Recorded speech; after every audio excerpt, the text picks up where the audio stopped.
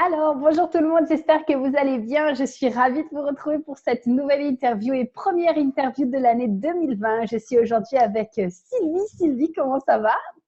Bonjour Prudence, très bien. Je suis ravie de te voir. Oui, moi aussi. J'avais à cœur du coup de pouvoir vous présenter Sylvie. On s'est rencontrés sur les réseaux et puis on a Mm, eu déjà l'occasion de pouvoir échanger ensemble et je me suis dit que ça mhm. pouvait vraiment être une belle personne à vous présenter. Donc, je vais la laisser se présenter et puis on va aller faire l'interview comme on fait d'habitude. Donc, Sylvie, à toi l'honneur. Qui es-tu? Bonjour à toutes, à tous. Donc moi je suis Sylvie Romanetti. Je suis formatrice et consultante business, c'est-à-dire que je mets en fait au service des femmes entrepreneurs qui sont en reconversion ou qui l'ont été il y a peu de temps, donc qui ont changé de voie, on va dire ça, qui ont quitté le Mhm. salariat aussi pour être nouvellement entrepreneurs. À avoir toutes les bases en fait de l'entrepreneuriat. C'est-à-dire que je mets au service de ces Ok, personnes-là mon expérience, parce que moi j'ai été gérante de TPE pendant 12 ans. ok. Donc c'est vraiment, c'est très pragmatique. C'est les Mhm. outils, la façon de penser, etc. Et de l'autre côté, alors ça c'est un truc qui est assez intéressant, qui pourrait rejoindre le sujet que tu aimes bien, Mhm. l'incarnation de soi. Que j'ai été, avant de faire ça, donc j'ai géré des petites boîtes, c'était des instituts de beauté et des spas. Ah, Donc j'étais toujours dans le j'adore. bien-être et tout ça. Et en fait, j'ai développé ce qu'on appelle aujourd'hui la zone de génie, là, le super Ouais, pouvoir. Voilà, on yes. entend beaucoup cette expression-là. Et comme c'était très facile pour moi et que ça ne m'a pas demandé d'effort et que je l'ai fait, j'ai eu du mal à le capter, à savoir ce que c'était. Ok.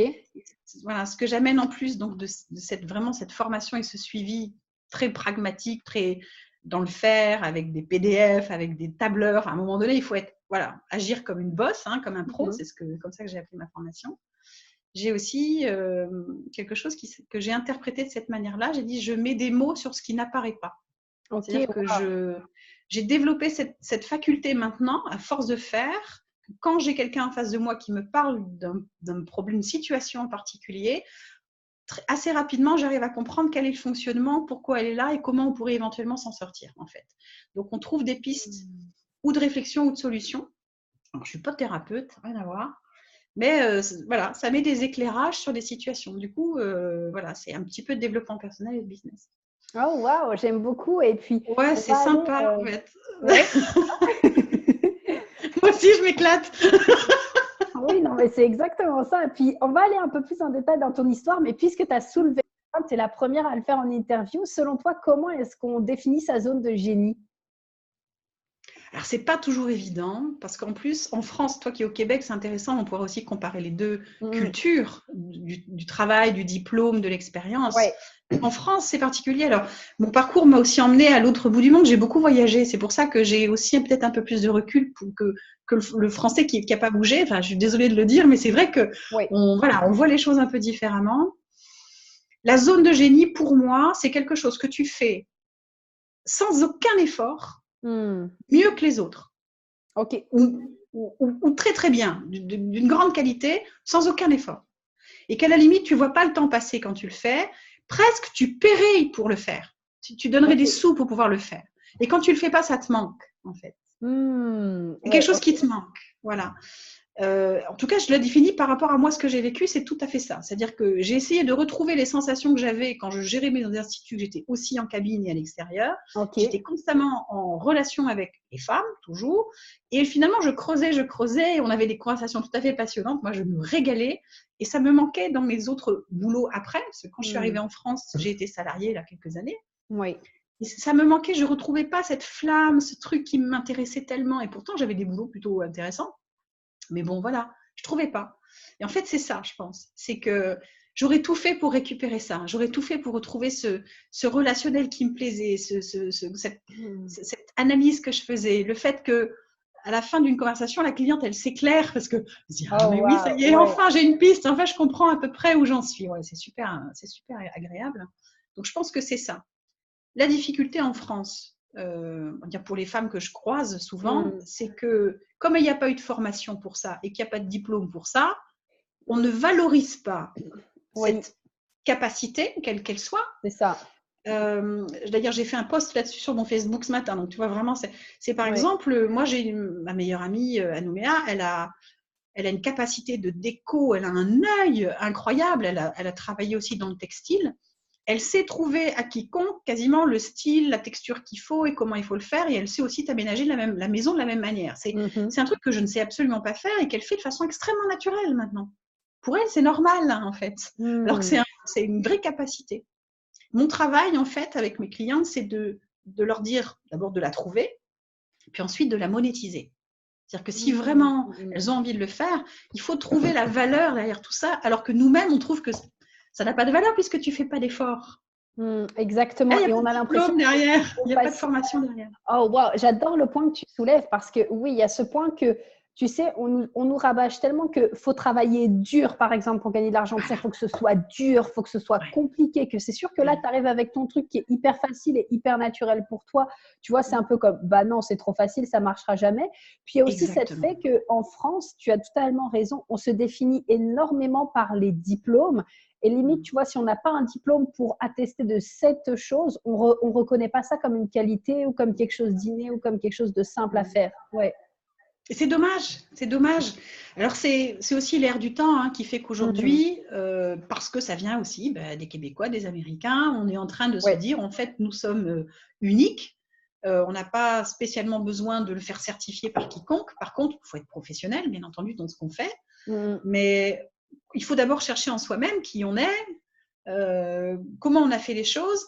Et il y a, je crois que c'est Libérer votre cerveau de Idriss Aberkan, je ne sais pas si les gens l'ont lu, mais il parle effectivement de ces dizaines de milliers d'heures en fait qui font de toi un expert. C'est-à-dire que finalement, il faut aussi regarder depuis quand tu fais ça. Plus t'en fais, plus tu viens expert en fait, plus ton expertise est bonne.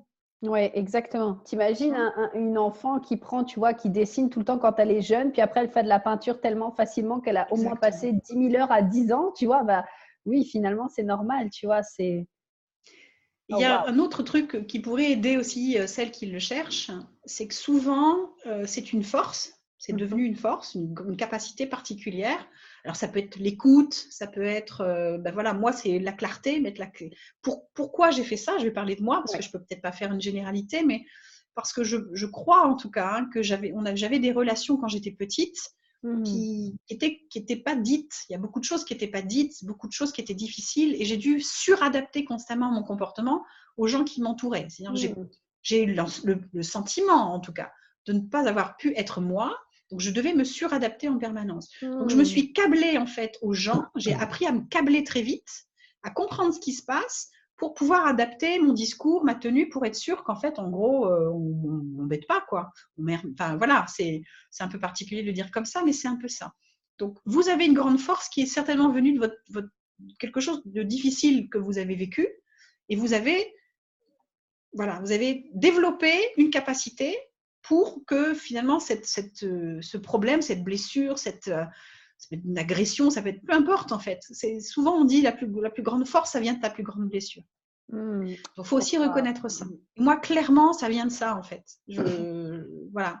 Et je m'en suis servie après pour mon travail, parce que j'étais dans le commerce et en plus dans le bien-être. Donc j'étais très à l'écoute des gens tout le temps parce que j'aimais ça en fait. C'était devenu quelque chose de naturel. Voilà. Oh waouh, mais je te rejoins tellement là-dessus parce que maintenant que tu vas sur ce terrain-là, je veux aussi partager mon expérience du fait que oui, quand j'étais jeune, tu vois, je me sentais ni écoutée et il n'y avait pas trop de communication dans, tu vois, dans ma famille. Et finalement, les plus grands talents, je pense, que j'ai développés, c'est le fait d'être à l'écoute des gens et de créer des relations et de la communication super facilement avec les gens. Complètement, tu es une vraie communicante, toi. C'est clair, mais carrément. Ouais, donc, je trouve ça super intéressant. Merci pour ces petites clés, Sylvie. Merci beaucoup. Oui, non, c'est bien, c'est important parce que voilà, pour être soi, il faut se connaître et c'est vrai qu'il faut chercher là-dedans. C'est pas toujours évident, donc c'est aussi pour ça qu'on peut être effectivement soutenu, aidé, écouté pour ça. Mais c'est voilà, les deux pistes, c'est vraiment ça, quoi. C'est qu'est-ce que tu fais naturellement sans aucun effort, qui te manque quand tu le fais pas, que tu paierais quasiment pour. Et du coup, tu as du mal à mettre de la valeur monétaire dessus parce que tu trouves que tu ne travailles pas beaucoup. Et l'autre, ça peut être effectivement la deuxième piste. C'est puis quand je fais ça, et quel était donc ce fonctionnement que j'ai mis en place il y a longtemps, qui est devenu une qualité maintenant ou une force maintenant, quoi. Ok, Oh, super, merci. J'espère que vous prenez bien des notes, hein, vous qui êtes en train ou toi qui es en train de regarder l'interview. J'espère que tu prends bien des notes pour pouvoir définir ta propre zone de génie. Alors, Sylvie, justement, comment tu en es arrivée à tout ce parcours et à te dire, voilà, je vais devenir coach en business? Comment tu en es arrivée là, finalement? Alors moi, je suis partie de France quand j'avais 20 ans, à peu près. Ok. J'ai suivi mon conjoint. On a pris pas les sacs à dos, mais pas loin. Mhm. On a voyagé un petit peu. On a fait la Réunion, la Guadeloupe. Je suis revenue en France pendant 1 an et ensuite on est parti emménager à Nouméa, en Nouvelle-Calédonie, donc vraiment Oh, à l'autre bout de la terre, waouh, hein, ok, pour le coup. waouh, ok. J'ai eu voilà. Moi, j'ai vécu les îles, les voitures Oh. décapotables. Voilà, tout le monde Ah, je s'en vante. comprends Moi, j'ai pourquoi tu me vécu. disais que tu avais froid tout à l'heure. Je comprends mieux. Donc voilà, ça c'est check, c'est fait. Bon, après, je ne l'ai pas vécu comme je pourrais le vivre maintenant, mais Mm. c'était une jolie vie quand même privilégiée. Et comme je suivais en fait mon conjoint qui avait trouvé de boulot dans une boîte privée. Hein. Il avait comme ça, il a évolué. Puis moi, j'ai suivi un peu et donc il fallait savoir ce que j'allais bien faire de moi. J'ai fait des études d'anglais courtes et ensuite des études d'esthétique, justement, parce que moi j'aimais ça, j'avais envie voilà. Mais j'avais pas trop d'idées. Ça partait Ok. pas. Il n'y avait pas vraiment un grand projet derrière tout ça. J'étais jeune encore. Hein, j'avais voilà, peut-être 22 quoi. Mhm. À La Réunion, j'ai fait une formation de création d'entreprise, mais Ok. parce que je ne voyais pas comment je pouvais être salariée en sachant que peut-être on allait repartir assez vite. Donc c'était plus Mm. un peu par hasard. Mais ça m'avait énormément intéressée, et surtout la communication, justement. La communication, le marketing, c'était vieux, hein, c'était il y a 25 ans, hein, c'est vieux Ok. quand même tout ça. Hein. Mais ça m'avait déjà intéressée. La Guadeloupe, je n'ai rien fait de particulier. Je suis revenue en France, je ne faisais déjà plus d'esthétique. Donc, Ok. c'est-à-dire que j'étais inscrite dans des agences d'intérim à l'époque qui Mm. fonctionnaient comme ça, j'ai l'impression de prendre. Ah, j'ai pris 20 ans d'un coup là. Mais effectivement, qui me plaçaient très facilement et j'ai travaillé pour, on va dire, Cacharel, Laura Ashley, des marques de Mm. luxe en textile. Là aussi un peu par hasard parce que j'étais disponible, j'étais souriante. Et puis en fait, j'ai monté les marches assez vite. Je suis devenue assistante manager dans une boutique dans le Vieux-Lille, donc chez Laura Ashley à l'époque. Et là, j'ai compris voilà, j'ai un peu compris le commerce, comment ça fonctionnait, et on avait beaucoup de formations internes. Donc, Ok. j'ai trouvé ça très intéressant. Et puis, je suis partie en Nouvelle-Calédonie. Et là, rebelote. Alors, qu'est-ce que je vais bien faire de moi? Parce que voilà, les Mm. marchés sont très différents quand on voyage. Personne nous attend. On a beau avoir expérience ou pas, diplôme ou pas, il faut refaire ses preuves à chaque fois. Mm. Et alors, je vais te la faire courte, mais j'ai finalement décidé d'acheter un institut en Ok. 2000, je crois, le premier. Donc, je suis allée faire un prêt Wow. en J'avais me 4 disant, je ans. vais, voilà, allez hop, on y va. Ben alors là, par contre, oui, ouais, à l'époque, j'avais pas peur. Là, c'est vrai que les choses sont peut-être un peu différentes maintenant, mais voilà, je suis allée voir un banquier, 2 banquiers, 3 banquiers. Wow. Il y en a 2 qui m'ont dit non, et la troisième m'a dit oui. Pourquoi? Je ne sais pas, Yeah. mais super. Wow. Donc, j'ai eu mon premier institut comme ça, à Nouméa. Yeah. J'ai gardé voilà, pendant 9 ans et du coup, j'ai ouvert le deuxième entre-temps. En tout, j'ai fait 12 ans de… Alors, c'est TPE, donc c'est ce qu'on appelle des très petites entreprises. Hein. J'avais des stagiaires, des salariés, mais c'était vraiment de toutes petites équipes. Et donc, j'ai fait de l'esthétique pendant très longtemps. Donc, là aussi, j'ai évolué entre la cabine, ensuite un Mm. petit peu le management. Et puis, je me suis assez passionnée par la formation. Donc, j'ai pris la présidence du syndicat des esthéticiennes là-bas pendant 2-3 ans. On a relancé l'apprentissage parce que ça, former les jeunes qui arrivaient, je trouvais que c'était essentiel. Donc, j'ai fait plein de trucs autour de ça. Donc, mon expérience, elle vient de là. Et ensuite, j'ai divorcé. Mm. Ok. Et donc, mes parents, quand même, à l'autre bout du monde, je me suis dit, bon, il est peut-être temps que je rentre. Alors, Mm. ce que je ne te dis pas, je ne vais pas tout te dire, peut-être que ce sera l'occasion d'une deuxième, parce qu'il y aurait encore un autre. C'est que j'ai croisé une relation toxique entre mon divorce et mon arrivée en France. Mais Mm. une relation extrêmement toxique. Donc ça, c'est quelque chose de très, très particulier. Et j'ai eu peur pour moi, j'ai eu peur pour ma Ok. vie, j'ai eu peur vraiment, ça a été quelque chose dans ma vie qui est comme une parenthèse Ok. où vraiment tout est débranché. Il faudrait quasiment refaire 1 heure dessus parce que là, je peux vraiment, là aussi, je pense, Waouh, ok. témoigner de ça pour celles qui sont dans ces moments difficiles. Mm. Et je m'en suis sortie et j'ai eu un peu de chance aussi. Oui, ok. Et quand je suis revenue, si tu veux, en France, Mhm.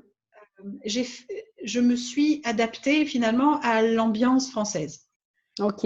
Mm. Et je suis partie, j'ai écouté les gens autour de moi, puisque là encore, nouveau marché. Moi, j'ai été gérante à l'autre bout du monde, hein, donc j'arrive en France. Là aussi, je veux dire, je n'ai pas, qui allait reconnaître mon travail? En fait, c'est ça c'est toujours la difficulté, quoi. C'est qui allait reconnaître mon travail, puisque j'ai travaillé pour moi pendant des années, certes, mais je ne suis pas dans la capacité demain de gérer une boîte pour quelqu'un d'autre, par exemple. Parce qu'ils vont dire, mais qui est-elle? Est-ce qu'elle peut me le prouver? Alors, j'avais des bilans, mais enfin, ça ne change rien. C'est pas du tout le même marché. Oui, exactement. Donc là, gros questionnement. Et j'ai décidé en fait de rester un petit peu à mon compte au départ. Et en fait, on m'a très souvent proposé des CDI, tout le temps les CDI. Donc je suis partie en CDI en fait, en me disant je vais être tranquille. Et je voulais par contre ne plus ouvrir d'institut. Là, j'étais vraiment partie sur autre chose. Et je suis partie dans les métiers du commerce pur, c'est-à-dire commercial et ensuite responsable commercial. Voilà. Donc je suis restée là-dedans naturellement. Et j'ai décidé de faire une première reconversion, ça que je connais ce que c'est, dans la formation. Ok.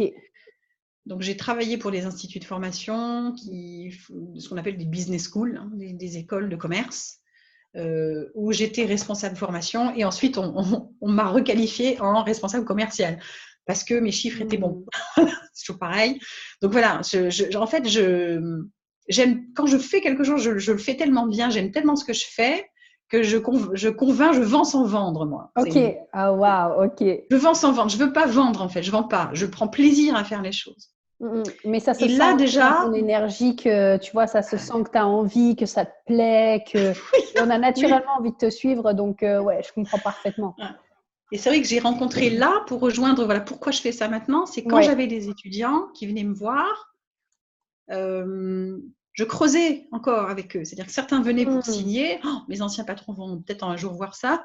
Moi, je ne les signais pas parce qu'en fait, ce n'était pas leur place ici, quoi. Mais je creusais, je voyais bien où était le souci. Et quelquefois, je les réorientais en disant allez voir, creuser plutôt par ici ou creuser par là. Et puis, vous me recontactez si effectivement c'est ça qu'il vous faut. Et là, déjà, l'idée de il y a quelque chose qui me manque là dans ma vie. Qu'est-ce que c'est que ça? Comment ça se fait? J'aime tellement faire ça, pourquoi je ne le fais pas? Voilà, qu'est-ce que je vais bien faire? Donc, tout remettre en question encore. Est-ce que je quitte un CDI? Parce que alors là, je me suis fait piéger par le salariat, comme j'aurais jamais cru être piégée par le salariat. Donc, comme je comprends les femmes qui veulent faire des reconversions ou qui veulent être à leur compte et qui se sentent ensuquées dans le CDI, dans cette pression qu'on a autour de nous, sociale, espèce de soi-disant confort matériel qu'on peut avoir avec un CDI parce que ça tombe tous les mois. Et là, j'ai mis du temps avant de me dire, mais en fait, il faut que tu sortes de là. Tu n'as rien à faire à être salarié, vraiment, quoi. Mais j'ai eu une grosse réflexion. C'était très intéressant de voir que même moi, j'ai ouvert une boîte aussi naturellement 20 ans avant. Voilà, j'en ai ouvert 2, puis une troisième, et puis voilà. Et puis finalement, une fois que j'étais un peu dans ce schéma-là, j'ai eu moi-même du mal à en sortir. Très intéressant. Waouh, mais ça, je trouve. Enfin, il y a déjà plusieurs choses que je veux soulever dans ton parcours et dans ce que tu nous as dit. La première chose, moi, qui m'a frappée, c'est qu'on en revient à ce diplôme et je voulais juste refaire un point là-dessus. C'est que tu as dit que tu avais passé ton diplôme d'esthétique et qu'après, tu avais travaillé pour des grandes marques dans le textile. Ce qui signifie que tes diplômes, finalement, tu as eu ce job sans tes diplômes. Est-ce qu'on s'entend là-dessus? Ah, complètement. Complètement. Ok. On a toujours reconnu, j'ai eu la chance d'avoir des gens, quand j'ai été salariée, donc avant de partir à Nouméa et quand je suis revenue, des gens qui ont quand même reconnu mon savoir-faire. Ou mes compétences comme ça. Par contre, je trouvais que c'était beaucoup plus facile quand je suis passée assistante manager, etc., que quand je suis arrivée là, il y a maintenant 7 ans, je suis arrivée en France, parce que le marché n'est pas le même, parce que l'environnement économique n'est pas le même.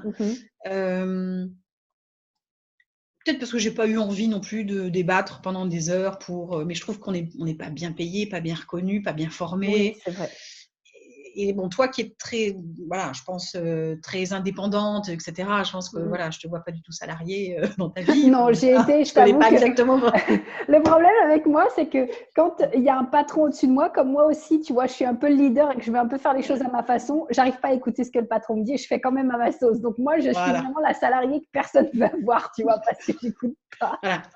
Je m'en doutais, je dis ça, voilà. Et alors moi j'ai toujours eu un souci, et j'aime bien travailler pour quelqu'un ou avec quelqu'un, encore aujourd'hui ça m'a jamais posé problème, mais je vais le dire voilà, sans prétention aucune, je n'ai jamais eu, une fois, j'ai eu des personnes qui m'ont vraiment inspirée, une seule.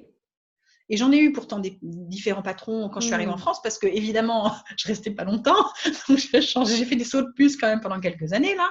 Alors j'avais de bonnes raisons de râler et de partir, mais en même temps, ça prouve surtout que j'étais pas dans cette capacité non plus de m'adapter, parce qu'en face, j'avais pas des gens que je respectais suffisamment et qui m'inspiraient suffisamment pour prendre les mauvais côtés du travail, quoi.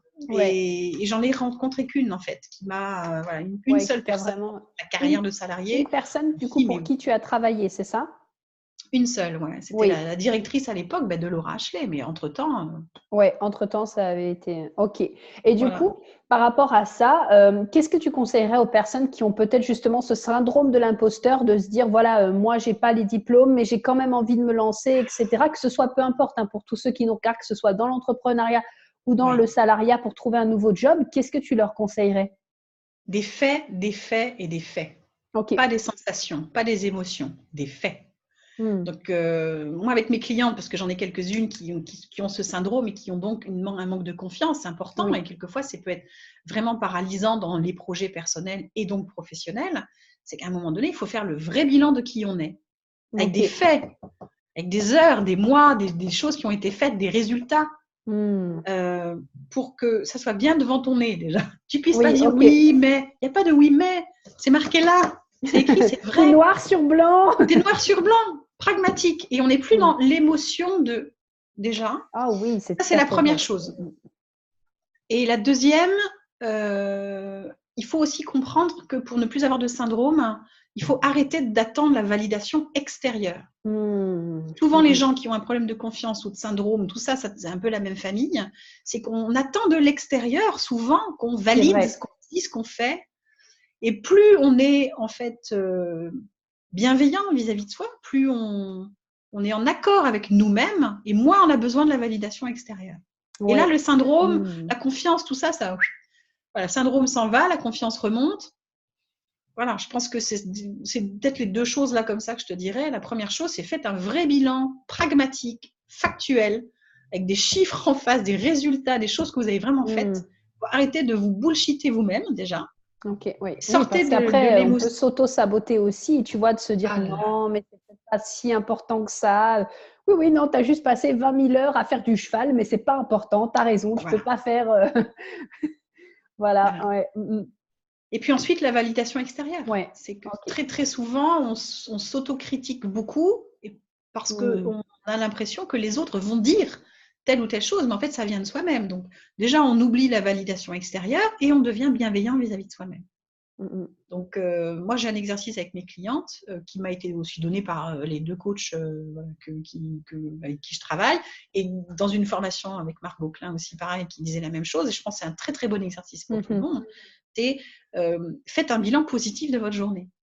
Ah oui, comme par exemple les 3 gratitudes. Oui, c'est vrai, c'est vrai. Et moi, je me souviens que je l'ai commencé il y a plus d'un an. Je me souviens très bien qu'au début, je cherchais en fait. Je cherchais. Oui, puis parfois, on est peut-être tellement dans une spirale, tu sais, à voir que ce qui ne va pas, tu vois, ou même, tu sais, on est tellement dans une vie, on s'enferme dans une vie qui ne nous plaît pas, qu'on ne trouve plus rien qui peut nous plaire. Donc, c'est sûr qu'il faut réapprendre à revoir. Tu sais, moi, je vais te donner un exemple. Je parlais avec une fille quand j'allais à l'université de Genève, que je n'ai pas terminée, je le précise quand même, mais j'y étais. Puis… Non, trop de contraintes. Mais du coup, donc j'étais avec une jeune fille, tu sais, de mon âge, et puis moi, tous les jours, je m'émerveillais parce que, tu vois, j'habite vers le lac Léman, donc en Haute-Savoie, en France. Oui, c'est joli chez toi. Tous les jours, je m'émerveillais et je faisais waouh, mais c'est magnifique. Et puis, tu sais, je lui en ai parlé et je lui disais, tu sais, tous les jours, je pourrais m'émerveiller. Et puis, elle me dit, oh, on le voit tous les jours, donc en fait, au bout d'un moment, voilà, on le voit tous les jours. Ouais, mais c'est magnifique. Enfin, tu sais, c'est vraiment redonner ce côté merveilleux à ce qui nous entoure et plus laisser Oui, enfermer oui. aussi dans la routine, etc. Alors moi, j'ai vendu ma télé il y a 2 Ouais. ans. Un peu plus que 2 ans maintenant, je crois. C'est un des meilleurs cadeaux que je me suis fait, je pense, déjà. Oh, yeah. De plus du tout être en lien avec l'événementiel autour de moi. Parce que tout ça, c'est de l'événementiel, en fait. C'est de l'émotion encore. C'est de la tension. C'est triste, c'est grave. C'est ouh là là. Et de temps en temps, je le croise. C'est-à-dire que je regarde un déroulé d'une page sur Google. Donc, il y a toutes les infos. Enfin, je le croise de temps en Ouais. temps. Je me dis, mais oh là là, c'est Ah ouais, ça fait insupportable. un choc. C'est insupportable. Donc, Ouais, ouais. oui, il faut se préserver aussi. Je pense que pour être dans la Ouais. gratitude, la joie, il faut être entouré de joie et de gratitude. Donc, si vous êtes constamment en train d'écouter des choses terribles et que vous en parlez à votre voisine ou à vos clients et que ça ressasse, il y a un moment donné où le cerveau, il ne fait que se répéter, oh là là, tout c'est grave, tout ça est grave, tout ça est difficile, tout ça. Alors, il faut donc écouter les voix à l'intérieur, puis écouter les voix extérieures aussi, qui vous donnent tout ce négatif, et peut-être couper de temps en temps, couper le son, couper la radio, couper tout ça. Il n'y a pas besoin de savoir tout ça. Un bon journal de temps en temps pour pas être complètement Voilà, inculte, pour et pas puis être c'est tout. totalement à la rue, mais c'est sûr que c'est pas nécessaire d'avoir le journal tous les jours qui te rabasse la même chose. En plus, parfois, il y en a, ils regardent 2 fois par jour. Donc, tu vois, enfin, mes parents, par exemple, c'est le genre de personnes qui regardent et midi et soir et matin en plus. C'est-à-dire que 3 fois par jour, ils entendent, tu vois, la même chose. Il faut pas oublier que là où tu mets ton attention, ton énergie, il va aussi. Donc, ça veut dire que tu donnes vraiment ton attention à toutes les choses Oui. négatives. Et comme tu dis, couper, peut-être pas pour tout le monde aller jusqu'à vendre la télé, tu sais, mais tu vois, vraiment couper les infos et choisir ce que tu regardes, ça fera déjà une grosse différence. Ouais. Ouais, je pense que du coup, le côté positif, la manière de soi-même, en fait, on s'écoute Ouais. mieux, déjà on s'entend mieux parce Oui, qu'il y a moins c'est de vrai. brouhaha. Et peut-être que c'est plus facile là. En tout cas, je l'ai fait de façon naturelle et je pense que ça m'a beaucoup aidé de pouvoir travailler mon mindset comme ça, Ouais. donc mon état d'esprit, des choses que j'ai appris finalement assez tard, parce que naturellement, bon, j'en ai pas eu besoin non plus pendant un longtemps, mais c'est vrai que le développement personnel, c'est ça aussi, c'est prendre le temps de s'écouter, de faire le bilan des choses, d'analyser sereinement, avec beaucoup de bienveillance, tout ce qu'on fait. C'est pas si perché que ça. Ouais. C'est très très aidant dans le quotidien, y compris dans le business dans lequel je suis. C'est à un moment donné, en fait c'est important quoi. C'est un peu comme si tu vas faire une séance de sport. C'est bon pour ton bien-être aussi. Exactement, ouais. Oh, je te remercie beaucoup pour ce partage. Et puis, une Je t'en autre remercie. chose aussi sur laquelle je voulais revenir. Tu sais, tout à l'heure, tu as dit Oui. que tu avais fait 3 banques, que les 2 premières t'avaient dit non et que la troisième t'avait dit oui. Et j'aimerais vraiment que tu reviennes sur ce point-là.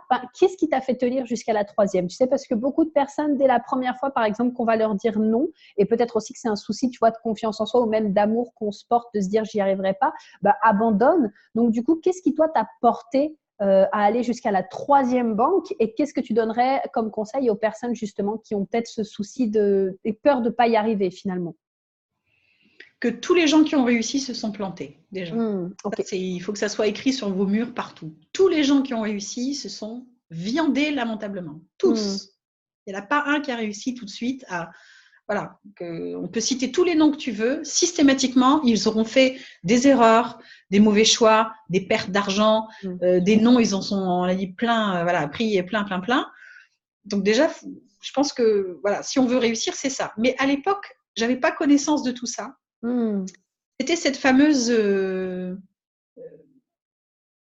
ouais, c'est pas une mission de vie, c'est plutôt la vision, cette fameuse vision dont on parle aussi quand on fait du business coach, c'est voir loin. Donc, les étapes, si tu veux, même si elles sont difficiles, de toute manière, tu vois loin. Donc, comme tu as ton projet, le projet, il ne bouge pas, quoi qu'il se passe autour.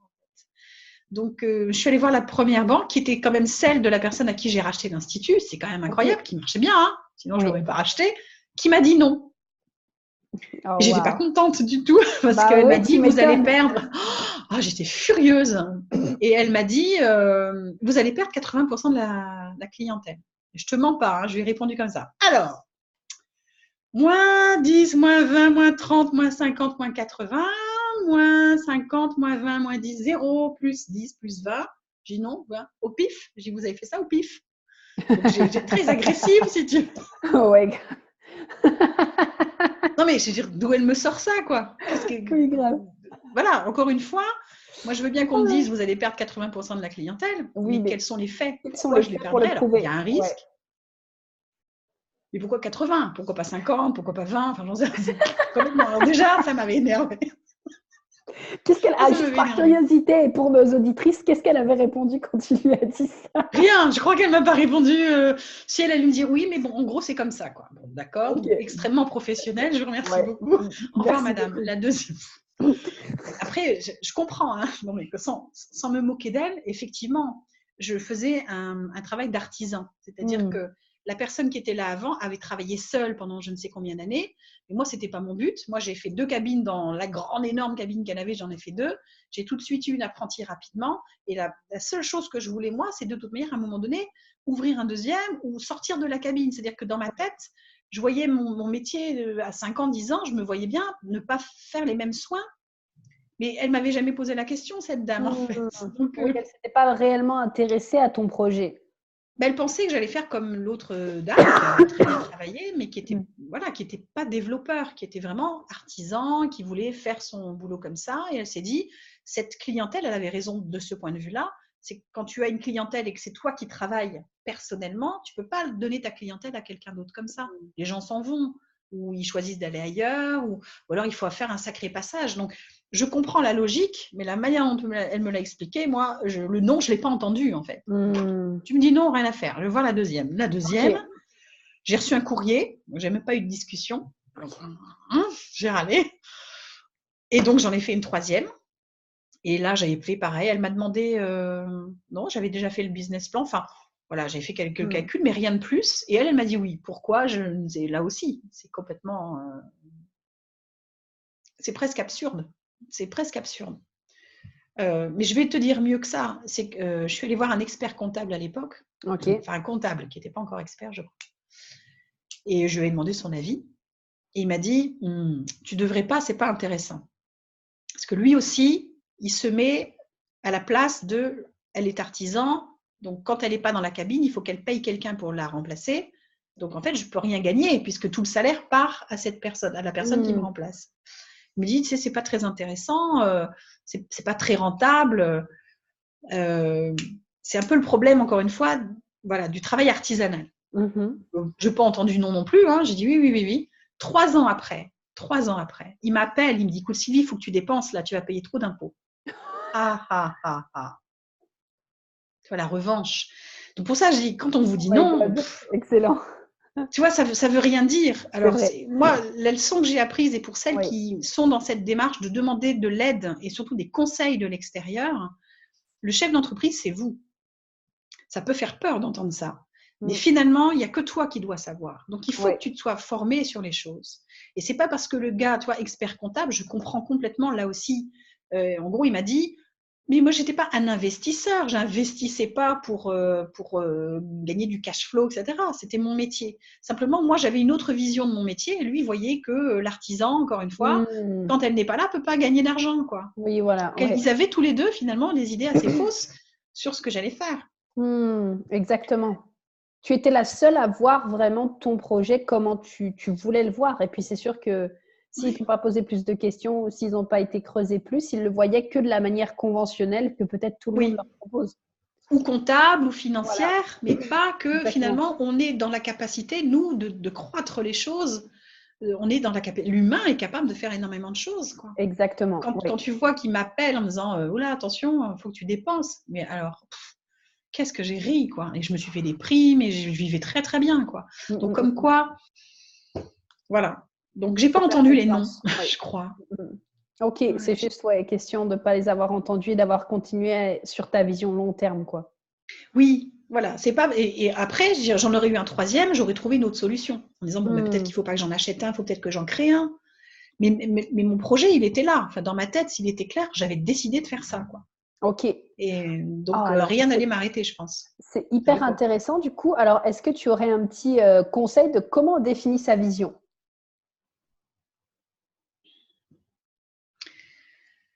Ça passe par la connaissance de soi, déjà.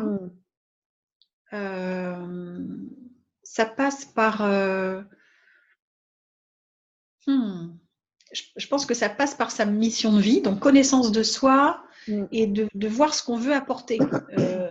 Moi, souvent pour la mission, on peut demander, par exemple, je crois que c'était une émission avec Plaza, où un coach lui avait fait écrire une lettre le jour de ses 85 ans, je crois. Ok. Et c'est un peu ça, c'est se projeter très très loin. Quelles sont mes valeurs, en fait, qu'est-ce qui est important pour moi, et avec toutes ces valeurs, avec toute la connaissance que j'ai de moi-même, concrètement, je me vois faire quoi? Ok. Dans la matière, je fais quoi avec tout ça, là, avec toutes ces valeurs, etc. Je fais quoi avec ça? Donc bon, après, j'ai beaucoup d'exercices que j'ai là-dessus, donc c'est difficile de le résumer, mais c'est des exercices qui peuvent être un peu longs. Et ensuite, la vision, c'est effectivement s'autoriser à rêver, en fait. Sa vie, rêver, celle qu'on ne s'autorise pas parce qu'on est des adultes et qu'à partir d'un certain âge, on dit arrête de rêver. Et moi, j'ai entendu ça dans mon entourage, quand j'ai dit que j'allais me remettre à mon compte. C'est un peu ce style-là de phrase que j'ai pu entendre. Ouais. Et je comprends, c'est la peur qu'on te projette, en fait. Mais en fait, c'est ça, la vision. La vision, c'est t'autoriser à rêver, à sortir de ton quotidien pour te dire, moi, en fait, c'est cette vie-là que je voudrais. Parce que si tu ne t'autorises pas à rêver un peu, tu ne fais pas les étapes pour l'atteindre. Jamais. C'est vrai. Il faut déjà la visualiser pour se dire, il y a des étapes entre ça et ça. Et quand on ne s'autorise pas à rêver, parce que ça peut être des choses un peu folles, en tout cas sur le moment, on se dit, c'est un peu fou, je rêve de ça, mais c'est fou. Alors qu'en fait, non, c'est justement ça qui est intéressant. Projette-toi, écris des choses qui te semblent un peu folles sur le moment, reviens-y un peu après, et ensuite pose-toi la question, comment tu vas faire pour faire ça? Comment tu vas faire? Est-ce que c'est possible? Comment c'est possible? Dans combien de temps c'est possible? Voilà, est-ce qu'il faut investir? Est-ce qu'il faut se former? Est-ce qu'il faut… Qu'est-ce que je peux si tu ne t'autorises pas à rêver, tu ne fais rien, en fait. C'est vrai. Tu penses trop petit. Tout le monde dit dream big, là, big dream. Voilà, dream big. Rêve grand. C'est ça la vision, je pense. Oui. Oh, wow. La grande vision, en tout cas. Oui, la grande vision. La grande vision, c'est ça.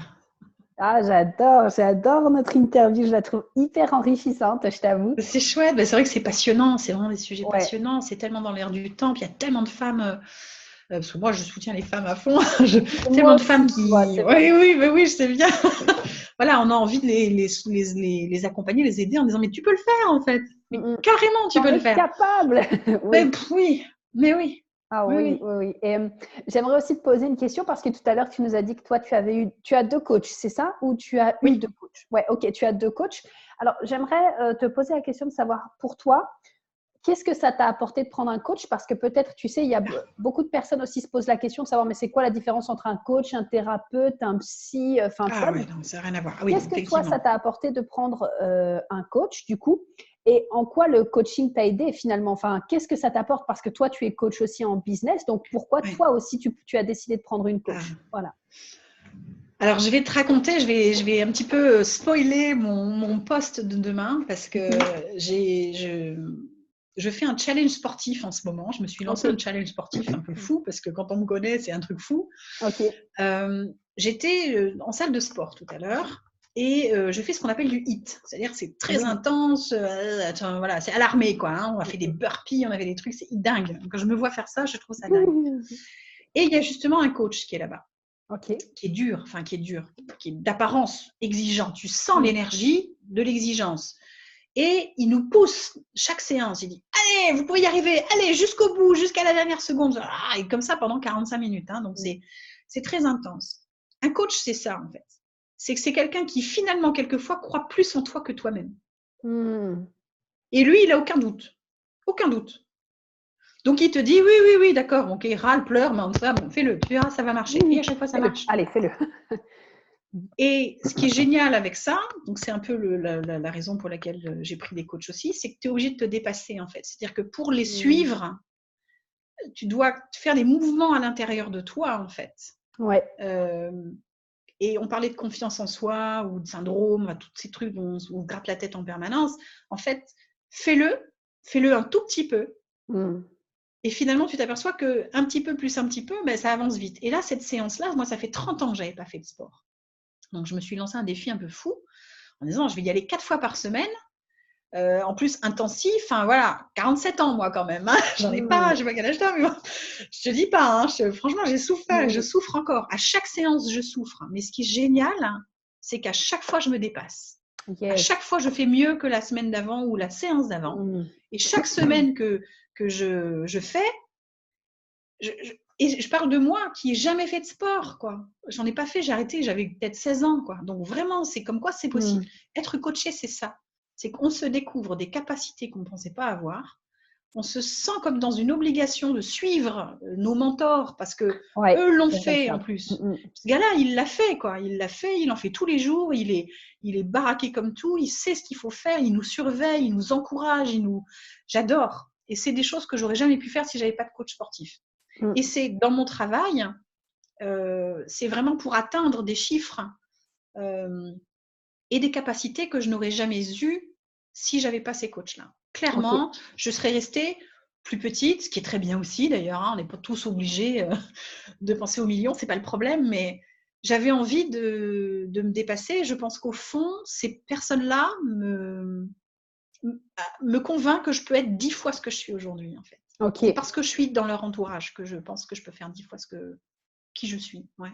Donc le coaching, c'est ça. Oui, oh my God, je te rejoins tellement. Le fait, tu vois, moi je sais que j'adore avoir ma coach au téléphone chaque semaine, tu vois, et elle est là et tu lui dis comment ta semaine s'est passée. Puis même quand tu as des semaines de moins bien, tu sais, avec son expérience, elle va toujours te trouver des solutions, t'expliquer comment ça fonctionne, pourquoi peut-être est-ce que tu vis ça, comment tu peux te sortir. Enfin, j'aime beaucoup. Puis comme tu dis, c'est cette capacité que le coach va voir en toi peut-être quelque chose que toi, tu ne vois même pas encore et va croire en toi alors que toi, tu ne crois peut-être pas encore en toi. Et c'est en tout cas, c'est la sensation que ça laisse. C'est-à-dire que tu as l'impression que finalement, toi, tu doutes, tu crains parce qu'à chaque étape du business, quelle qu'elle soit, c'est-à-dire qu'on commence tout petit, on monte de toute manière, on a d'autres problèmes à gérer, d'autres inquiétudes, d'autres paliers à passer. Hein. Donc, en fait, je pense voilà, si on veut avancer, le coaching, c'est fabuleux pour ça, parce que moi, j'ai plus de temps à perdre non plus, donc c'est un peu pour ça que je suis allée là-dedans, en disant maintenant, j'ai plus, allez hop, j'ai envie que ça aille entre guillemets vite, c'est-à-dire que voilà, j'ai envie que ça aille vite, et puis c'est même pas un soutien, oui, bah ça va pas en ce moment, ou t'as pas réussi à faire le truc, bon, oui, d'accord, bon, bah, tu feras mieux la semaine prochaine, quoi. Là aussi, c'est se permettre à soi-même cette bienveillance, c'est-à-dire qu'il y a une exigence entre guillemets autour, c'est-à-dire qu'on te donne un cadre, on te donne une méthode, c'est ce que je fais avec mes clientes, quoi. C'est une méthode, un cadre, une écoute, et puis de temps en temps on dit écoute, tu sais quoi, respire un peu, tout va bien, regarde encore tout ce que tu as fait déjà, donc laisse un peu cette semaine-là, travaille plutôt sur telle ou telle chose, donc on est guidé en permanence, donc c'est quand même assez fabuleux, hein. Ouais. On a des réunions de groupe toutes les semaines. Ok. Donc, des gens fabuleux qui sont dans le groupe, c'est assez incroyable, quoi. C'est génial. Et je vois aussi la bienveillance dont tu fais preuve. Tu as soulevé encore une fois un point assez important que je trouve tout à l'heure. C'est quand tu as dit, par exemple, pour le coaching sportif que tu fais, tu as dit chaque semaine, je vois que je progresse, etc. Et ce que je trouve intéressant, c'est que tu te compares vraiment à la semaine précédente, de te dire, OK, comment est-ce que j'ai progressé cette semaine, et que tu n'es pas là à te dire, oh non, mais je suis encore trop loin de mon objectif, j'y arriverai jamais. C'est que vraiment, tu soulignes les petits pas que tu fais chaque semaine pour te rapprocher de ton objectif. Et là, on parle vraiment de mindset. Là, c'est vraiment l'état d'esprit. Et je pense que pour réussir, pour l'entrepreneuriat ou même dans la vie, je pense que même dans la vie, finalement, maintenant, je le comprends mieux, ce mindset-là, il est essentiel. C'est-à-dire que moi, je vais dans ces cours où j'ai des femmes qui font la même chose que moi et qui souffrent, hein, parce qu'on est quand même physiquement, on se donne au maximum. Et encore aujourd'hui, j'avais une de ces personnes qui vraiment était très fatiguée, faisait pas les exercices comme peut-être elle le souhaitait. Puis tu sentais dans son discours qu'elle n'était pas contente en fait. Mais je lui dis, souviens-toi, je dis, ça fait quoi, 4 ou 5 semaines qu'on fait ça. Est-ce que tu faisais le quart de ces exercices chez toi il y a 4 ou 5 semaines? Non. Je dis, voilà. Donc même si aujourd'hui tu les as pas bien fait, tu les faisais jamais avant. Donc c'est génial en fait. Donc le mindset, c'est ça aussi, c'est de se dire, attends, encore une fois, les faits. Les faits. Pareil, oui, tu vois ce que je veux dire? Oui, je vois parfaitement, ouais. Ouais. Oh, j'adore. Et moi, j'adore quand ma coach, elle me dit ça aussi. C'est en mode, mais regarde, là, tu dis que tu n'arrives encore pas à faire ça, mais regarde, quand on a commencé, je suis là. Ah Ah oui, oui, ah oui. Ah ouais, oui. c'est vrai. Donc, tu vois, voilà, on n'est pas dans l'émotion, on n'est pas dans la Ouais, critique. On doit aussi exactement. voir le côté bien. Alors, c'est pas facile tous les jours, c'est pas facile à faire tout le temps. Exactement. Ouais. Je pense que c'est quelque chose dont il faut se nourrir souvent. Et moi, c'est avec alors c'est plus avec le sport qu'avec mes coachs finalement que je découvre ça. Enfin, que je découvre, Mhm. en tout cas, que je mets des mots dessus. Ok. Et j'ai compris à quel point j'arrivais là-bas. Moi, j'étais super enthousiaste, tout ça, même si j'en chie à chaque fois, parce que j'ai ce bon mindset-là, en fait. Et Hmm. j'essaye de le distribuer un peu là-bas, parce que quand je les vois arriver pas bien, je dis non, les filles, soyez super contentes de vous. C'est pas parce que tu fais pas bien ton burpee, on s'en fiche, en fait. Et Oui, j'ai fait le voilà. post hier sur Facebook là-dessus. Ok. J'avais passé Ah, c'est une génial. séance de catastrophique lundi, une fatigue énorme. Et dans ma tête, je me suis exprès dit, tu es formidable. Ok. Regarde ce que tu es en Oh, train de waouh. faire. Regarde à quel point tu tiens. Et en plus, tu vas réussir à finir Hmm. cette séance-là. Nom de Zeus, tu n'en avais pas fait pendant 30 ans. Putain, Ouais. mais t'es une championne, quoi. Et j'étais Oh, en train de me le waouh. dire dans ma tête en disant, allez, jusqu'à ce qu'elle J'aime soit finie. trop. Oh my God, C'est savoir ça. se féliciter ou même s'écrire une lettre de Oui. félicitations des fois, Oui. mais ça fait tellement de bien juste pour te rappeler, oui, tout ce que tu as parcouru et tout ce pourquoi Exactement. tu peux être fier. Puis le rien que de le faire, même si tu le fais pas Oui, bien. Tu commences, tu essayes. Bravo. Bravo. voilà, exactement. Bravo. Donc ouais, c'est chouette. Ça, le coaching, c'est ça. C'est vraiment, c'est une grosse différence. Je trouve que ça enlève un poids considérable parce qu'on est quand Hmm. même les femmes sont quand même souvent cogiteuses, jamais satisfaites, toujours C'est vrai. critiques. Mais je pense que c'est Et parce qu'on est éduqué aussi comme ça. Donc, c'est un mindset, comme tu dis, tout un état d'esprit à ouais. recréer, en fait, Ah derrière. ouais. Parce que tu vois, comme tu me disais tout à l'heure, si on compare, par exemple, l'Amérique, donc, parce que j'inclus le Canada dans le continent américain, plus, par exemple, à la France, tu vois, en France, c'est vraiment, dès que tu fais un échec, limite, on te met une balayette, tu vois. Tu as fait un échec, ça y est, t'es nul. En Amérique, c'est limite, tu mets à chaque fois que tu as raté sur ton CV, par exemple. C'est-à-dire qu'ils vont te prendre plus pour tous les échecs que tu as vécus que Oui. pour toutes les réussites que tu as fait, parce qu'ils savent que tu es tombé et tu t'es relevé à chaque fois. Donc, je Oui, pense puis que tu apprends de tes leçons. Donc du exactement. coup, obligatoirement, tu as une expérience de l'échec, donc tu as appris à rebondir, et en plus, tu as compris la leçon de ce problème-là. Donc Exactement, c'est ouais. ah oui, c'est. Mais je te dis, je suis revenue en France il y a 7 ans, j'ai quand même eu un choc. Et encore aujourd'hui, je pense que je ne suis pas complètement remise. C'est vraiment une mentalité particulière. Là, je me Ouais. suis battue avec l'URSSAF pendant des mois. Là. Ils sont super Oh, wow. gentils, les gens que j'ai au téléphone d'ailleurs. Hein, mais je comprends les étrangers qui essayent de monter des boîtes en France. Mais Ouais. ah là là, c'est incroyable. Ouais. C'est pas Bon, évident. Et puis, je pense, tu vois, c'est ce que je disais aussi dans un de mes posts, l'endroit où on habite, ça fait aussi toute la différence, tu vois.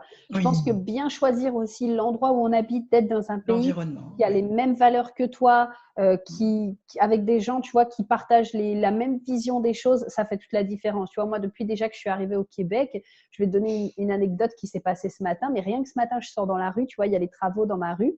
Puis donc, il y a des dames, tu sais, qui sont à faire la circulation Ah, tous les jours dehors et tout. Et la nana, je lui dis bonjour, elle me dit bonjour. Puis tu sais, donc on discute un peu, mais tu sais, super chaleureusement. Puis à la fin, elle me dit bah bienvenue chez nous, et tu sais, mais avec un grand sourire. Enfin, tu sais, j'étais là, mais c'est pour ça que j'ai emménagé ici en fait. C'est juste pour ça, tu vois, genre juste pour la chaleur, c'est trop important, c'est trop important. quelle différence, hein. Ouais. Et là, c'est pareil, c'est un point que tu soulèves aussi qui est intéressant, c'est l'environnement. Oui. L'environnement même des gens autour de nous. Mm. Euh, voilà, c'est quand vous avez un projet qui vous paraît, au début en tout cas, peut-être un peu fou, n'en parlez pas à tout le monde. Mm. Gardez-le pour vous. Ouais. N'en parlez pas à tout le monde. Les gens, encore une fois, toi, on est dans cette validation extérieure. Oui, mais qu'est-ce que Ouais. tu penses si j'ouvrais un truc? Oh, tu vas pas ouvrir une boîte maintenant, mais tu te rends pas compte, il n'y a pas Mm. d'argent, il y a, je sais pas trop, le virus chinois, enfin, j'en sais rien. On va vous dire plein de Ouais, choses grave. qui n'a rien à voir avec ni vos compétences, ni votre idée. Et Exactement. puis, peut-être un autre conseil que je dirais, c'est arrêter de demander l'avis des gens qui ne l'ont pas fait. Exactement. Savoir à qui demander ses conseils, c'est Ah oui, tellement ah oui. important. Quand tu vois que beaucoup, par exemple, j'aime bien prendre l'histoire, tu vois, des relations amoureuses parce que je trouve que c'est flagrant.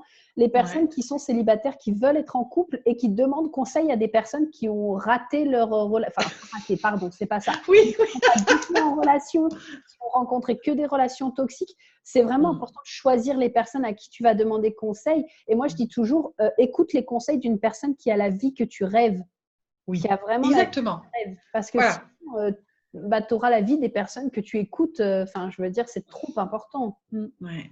Et ça, c'est pour ça que le coaching, on le met souvent en avant comme ça. C'est-à-dire Oui. qu'effectivement, tu as quelque chose dans ta vie que tu veux faire évoluer. Oui. Va voir quelqu'un qui est passé par là, qui comprend, enfin, qui l'a fait, qui comprend. Exactement. Parce que sinon, demander à tort et à travers, à gauche, à droite, c'est beaucoup de temps, d'énergie, d'argent perdu pour rien, en fait. Exactement. Et le coaching, c'est merveilleux que ça arrive en France parce qu'on va pouvoir, en tout cas, je le souhaite, voilà, changer des situations.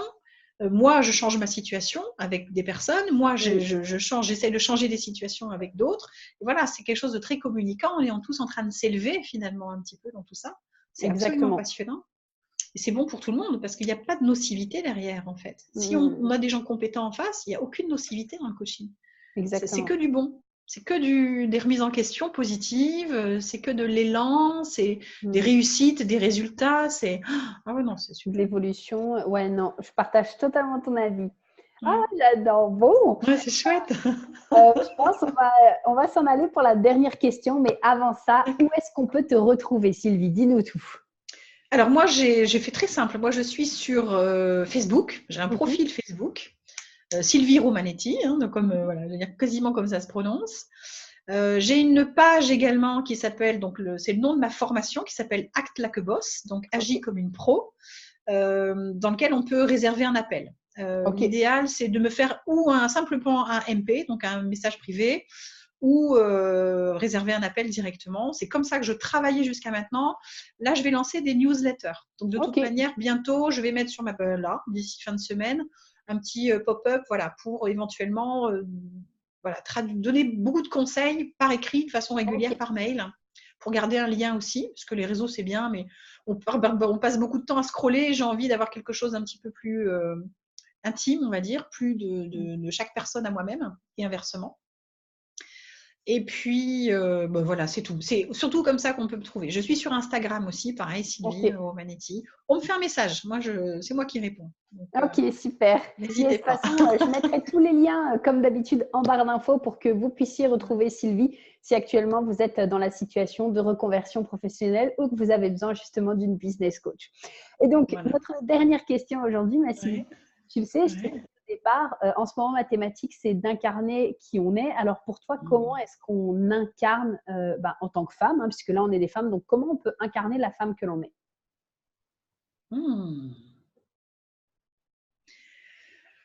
Alors, je vais parler encore une fois de moi parce que je ne peux pas généraliser, mais c'est intéressant ce que tu me poses comme question parce que on parle beaucoup d'énergie féminine et masculine en ce moment et ça a eu écho chez moi, ça. Le yang, le yin, voilà, mon coach en a parlé, il y en a beaucoup. Hein. Je crois que tu avais fait d'ailleurs peut-être une petite interview. J'en parle aussi beaucoup, ouais. Dans ma famille, on a beaucoup valorisé, enfin mon père est toujours d'ailleurs un homme avec beaucoup de charisme, qui réussit énormément de choses tout le temps. Et donc, c'était assez difficile à suivre, mais il a aussi valorisé certaines choses, comme le faire. Voilà, c'est faire les choses, voilà, être actif, être performant. C'était quelque chose, moi, que j'ai compris assez jeune, qui allait être reconnu par mon papa. Donc, j'ai développé quelque chose un peu masculin, finalement, dans ma façon de travailler. C'est aussi pour ça qu'on vient me voir souvent, parce que je ne suis pas trop perchée, mais justement, je suis très pragmatique, très, très les pieds dans le sol, donc ça rassure aussi. Donc, ça, c'est très bien. Mais du coup, j'ai dû chercher, depuis un moment déjà, je cherchais ce côté féminin en me disant, attends, tu peux pas non plus devenir un mec, quoi. Tu peux pas toujours être dans le faire, tu peux pas toujours être dans la performance, tu peux pas toujours être… par exemple, je donne souvent cette anecdote. Quand j'étais donc responsable commercial, j'avais quand même une voiture, j'avais tout le sud de la France, donc je faisais beaucoup de voitures. Et quelquefois, j'avais mon père, par exemple, le matin au téléphone, parce qu'on est tous les deux des élèves très tôt, donc j'envoyais un petit message. Et la première chose que mon père me demandait quand j'arrivais, c'est combien de temps t'as mis. Il me demandait pas comment j'allais, ou si ça s'était bien passé, ou si j'étais fatiguée. Il me dit combien de temps t'as mis. Alors, t'as mis bien 6 heures comme prévu. Enfin, voilà. C'est ça un peu l'énergie masculine. Donc ça, je comprends, je la connais, je vois. Mais je m'en suis détachée un peu en me disant ça m'a apporté énormément dans mon travail encore aujourd'hui. Ça va apporter finalement aux femmes aussi que je vais encadrer parce que du coup, ça leur donne peut-être cette énergie qu'elles n'ont peut-être pas assez. Souvent, c'est le cas. Et elles ont par contre cette énergie féminine qui est très développée. l'intuition, la finesse, la relation avec l'autre, l'altruisme, enfin voilà, les émotions, la gestion des émotions, tout ça, elles connaissent bien. Et ça, c'est quelque chose que j'ai en moi aussi, parce qu'on est toutes. Et pour incarner qui je suis, en tout cas, en tant que femme aujourd'hui, j'ai pris à bras le corps tout ce don-là dont je te parlais tout à l'heure. C'est que je sais mettre des mots sur ce qui n'apparaît pas. Je pense que le côté féminin, il est un peu magique, il ne peut pas toujours s'expliquer. Et en fait, c'est vraiment en le prenant complètement avec moi, en disant, en fait, il faut que tu l'assumes autant que le reste. C'est-à-dire que tu ne peux pas parler que de ton expérience. Tu dois aussi parler de ton truc, là, de ce pouvoir-là, qui est, je trouve, moi, très féminin. Et donc, j'incarne la femme que je suis en étant complètement les deux, en fait. Voilà. Et en essayant d'équilibrer ces deux énergies-là. Voilà. Ok, j'adore. Merci beaucoup, ma Sylvie. Ça m'a fait tellement plaisir. C'est chouette. Non, mais c'est chouette. C'est des beaux sujets en plus. Merci beaucoup, Prudence. Merci de m'avoir laissé m'exprimer là-dessus. C'est vraiment sympa. Oh, bah, c'est normal. En plus, on a bien, tu vois, on a bien dérivé, on a bien parlé, on a bien soulevé des sujets. Donc, j'espère vraiment, en tout cas, que cette interview vous aura énormément apporté. J'espère que vous avez pris plein de notes. Sylvie, merci infiniment d'avoir accepté du coup de faire cette interview avec moi aujourd'hui. Ça me touche. Merci à toi, Prudence. J'étais ravie de discuter avec toi. C'était un super moment. Merci infiniment. Merci beaucoup. Et puis, qui sait, peut-être une deuxième partie pour cette fameuse histoire un jour. C'est intéressant aussi, ouais, effectivement. Ouais. La perversion narcissique. Là, je sais de quoi je parle, malheureusement et heureusement. Ouais, les deux. Ça, c'est une expérience, je pense, qui, comme tu dis, tu en ressors grandi, je pense. Ouais, à la fois, je pense, c'est très, parce que je pense, on en parlera peut-être aussi toi et moi, mais tu sais, j'ai aussi vécu quelque chose de similaire avec de la perversion narcissique, tu vois, et je pense que c'est très lourd mentalement, mais quand tu en sors, par contre, tu en ressors vraiment grandi. Ouais, d'une puissance incroyable. Ouais. Donc, voilà, je te remercie beaucoup. En tout cas, je te fais merci à toi, Prudence, merci infiniment. Et puis nous, tout le monde, on se dit à bientôt pour la prochaine interview. Bye bye. Bye bye. Merci Prudence.